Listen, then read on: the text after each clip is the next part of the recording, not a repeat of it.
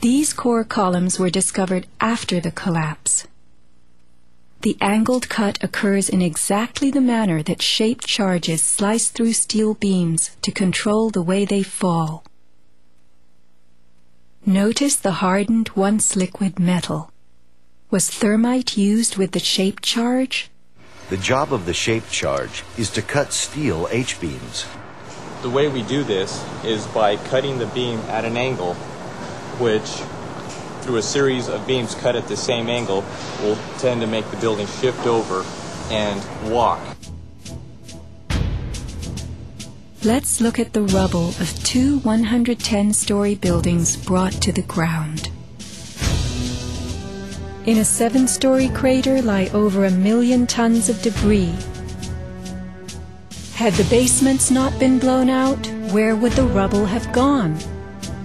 Heaped on the ground, ready to slide and spill? The art of controlled demolition.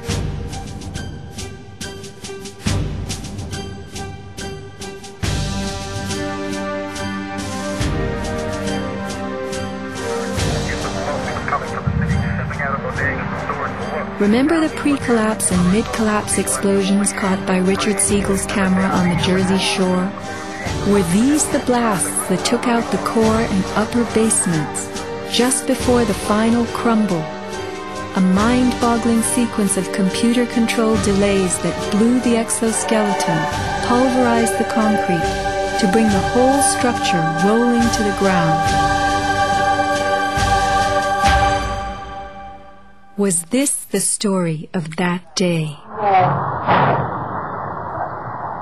Inside our building, the North Tower, we heard pa pa pa pa pa pa pa pa pa. And on the smoke was coming from the city. Folks stepping out of bodegas and stores for work.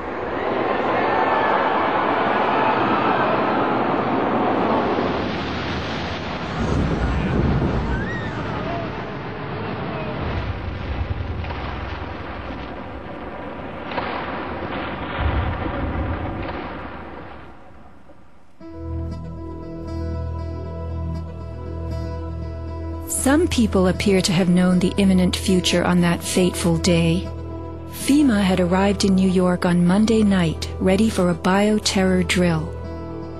Spokesman Tom Kenny to Dan Rather.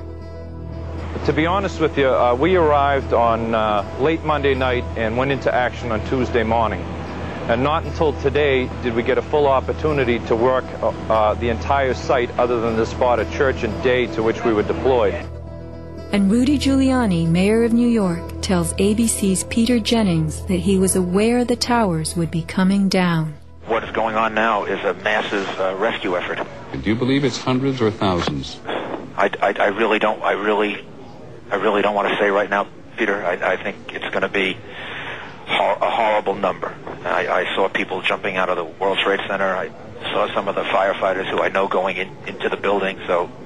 And we were in a building in which we were trapped for about 10-15 minutes. And we set up headquarters at 75 Barclay Street, which was right there with the police commissioner, the fire commissioner, the head of emergency management. And we were operating out of there when we were told that the World Trade Center was going to collapse. The World Trade Center was going to collapse. It was going to collapse. It was going to collapse. Similarly, Larry Silverstein, new leaseholder of the World Trade Center, seems to have stated that a decision was made to pull Building 7 by the end of the day, the last structure added to the World Trade Center complex. Let's hear Mr. Silverstein's actual words, delivered for our benefit in the 2002 PBS documentary America Rebuilds. I remember getting a call from the fire department commander telling me that they were not sure they were going to be able to contain the fire. And I said, we've had such terrible loss of life. Maybe the smartest thing to do is pull it. And they made that decision to pull, and then we watched the building collapse.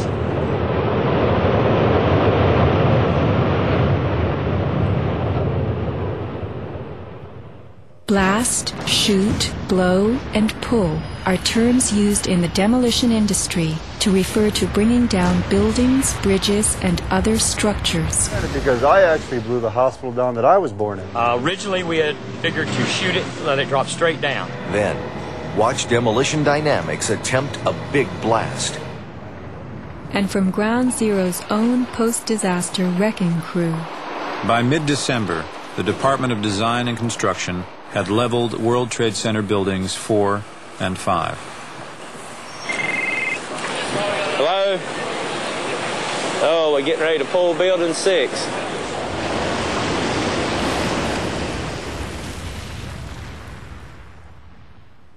Silverstein, a commercial real estate tycoon with international political connections, acquired a 99-year lease on the World Trade Center complex in the spring of 2001. Throughout the summer, he reworked the insurance policies on his new property, making sure that it was covered for acts of terrorism. Explicit in the lease agreement was Silverstein's right to rebuild the complex if it were destroyed. After 9/11, Mr. Silverstein fought his insurers in court to obtain double his policy limits for the destruction of his property, maintaining that the double hijacking constituted 2 disasters caused by terrorists, not just one.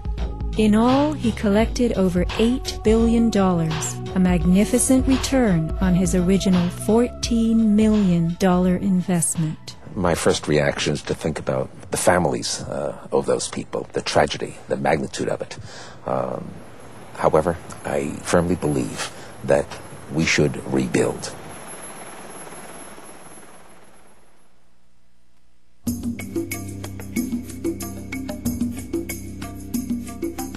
Just in the last few seconds, another building, building number 7, one of the buildings in support of the World Trade Center towers, has collapsed. World Trade 7, functioning as the command center for the complex, housed giant diesel backup and oxygen systems, the mayor's protected emergency bunker, and offices for the CIA, Secret Service, Department of Defense, and Securities and Exchange Commission. Its other tenants were insurance companies, brokerages, and banks. No plane hit Building 7, but at 5:20 p.m. on September 11th, it collapsed in a heap on the ground. Some damage to Building 7 is said to have been caused by debris from Tower 1. Though this New York Times article tells us Building 7 burned like a giant torch, the only visuals that exist are of unidentified smoke and a few small fires. Compare this to the wallop sustained by World Trade Center 3, 4, 5, and 6. Positioned right below the towers, damage to the surrounding World Trade Center buildings was infinitely worse. Still, the structures held up. But somehow, rescue workers knew that Building 7 would fall. You hear that? Keep your eye on that building. It'll be coming down soon. They said, hey, you know, like, you got to stay behind this line because they're thinking about taking this building down. They're not sure if it's stable or not. So they were holding a line off because they had knowledge that something was going to happen. You can get out of here. All right? Go.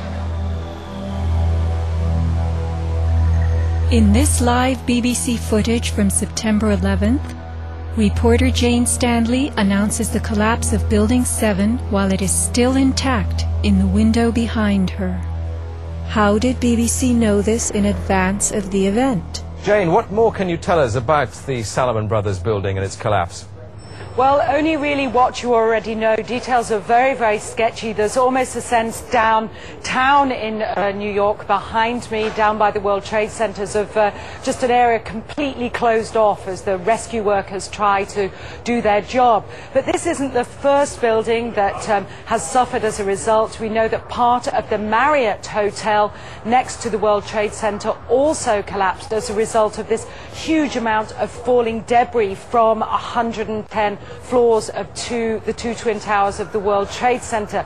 As you can see behind me, the Trade Center appears to be still burning. We see these huge clouds of smoke and ash, and we know that behind that there's an empty piece of what was a very familiar New York skyline, a symbol of the financial prosperity of this city, but completely disappeared now, and New York is still unable to take on board what has happened to them today.